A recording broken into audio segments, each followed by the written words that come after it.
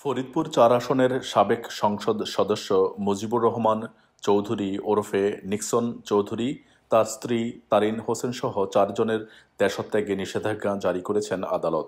সোমবার ২৪শে ফেব্রুয়ারি দুর্নীতি দমন কমিশনের পৃথক ৩ আবেদনের পরিপ্রেক্ষিতে ঢাকার মেট্রোপলিটন সিনিয়র স্পেশাল জজ মোহাম্মদ জাকির হোসেন গালিব এই আদেশ দেন।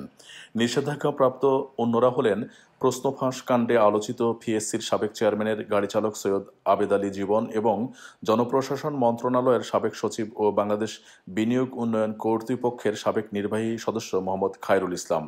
এদিন মামলার তদন্ত কর্মকর্তা দুদকের সহকারী পরিচালক মোহাম্মদ শিহাব সালাম নিক্সন চৌধুরী ও তার স্ত্রীর দেশত্যাগে নিষেধাজ্ঞা চেয়ে আবেদন করেন। আবেদনে উল্লেখ করা হয়, নিক্সন চৌধুরী ও তারিন হোসেন গোপনে দেশত্যাগের চেষ্টা করছেন। তদন্ত কাজ চলমান থাকা অবস্থায় তারা দেশত্যাগ করলে তা তদন্ত প্রক্রিয়াকে ব্যাহত করতে পারে।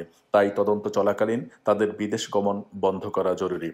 উল্লেখ্য, নিক্সন চৌধুরী ও তার স্ত্রী তারিন হোসেনের ব্যাংক হিসাবে ৩,১৬২ কোটি টাকার অস্বাভাবিক লেনদেন এবং প্রায় ১৯.৫ কোটি টাকার অবৈধ সম্পদ অর্জনের অভিযোগে গত ৯ জানুয়ারি দুদক পৃথক দুটি মামলা দায়ের করে।